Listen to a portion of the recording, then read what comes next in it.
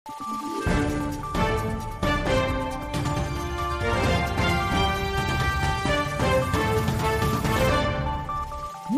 araw, Pilipinas! Ito ang Valiente News hatid sa inyo ng Office of the Vice President.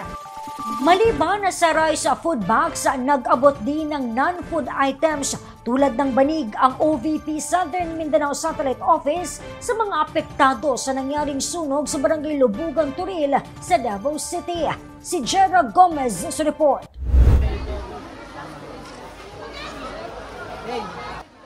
Naiwan ang mag-ina ni Jedy sa kanilang tahanan nang sumiklab ang sunog sa Purok 16 Carson, Barangay Lubugan, Turil, kamakailan.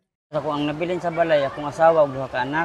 Mga bata pa, sir? Is 4 years old og 9. Mo to tapos wa ko kabalo, nagchat lang akong asawa nga sunog na daw mo to. Diretso pod. Muli dayon.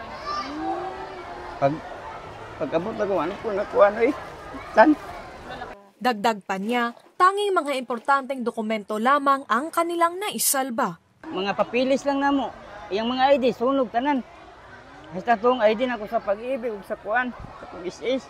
Kapila ko katoy puyo ko, kay ga sidecar man ko adto ko pikas. Di man wala man daw dito sila nanagan, adto ko sa may sabungan, wala man po daw dito.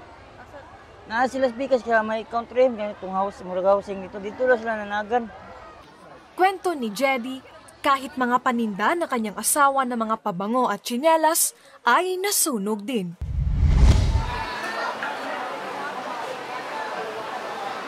Agad naman na nag-abot ng tulong ang OVP Southern Mindanao Satellite Office sa mga apektado na pamilya. Maliban sa bigas at mga delata, nag-abot din ng non-food items ang opisina tulad ng banig at mga damit. Isa sa mga nakatanggap ang 63 years old at 23 years nang naninirahan sa Carson na si Nanay Demetria. Kwento ng nanay, agad niyang pinuntahan at kinuha ang dalawa niyang apo na naglalaro malapit sa tahanan kung saan nagsimula ang apoy. Nagpaingon ako magluto. Alas 4 pasado, apit naman alas 5. Ang akong hipos nami. Sus karong pagka nagbubot naman, nadunggan man ako nga. Naisunog. Nya mo to nang gawas mi. Pagpanggawas na mo, dako na daik ay ma'am. Na dito sa luyo. Nasa luyo dool ra jud sa among balay. Wala na jud mi nakuan ang ako lang yung gisiguro, ang ako lang yung mga apo.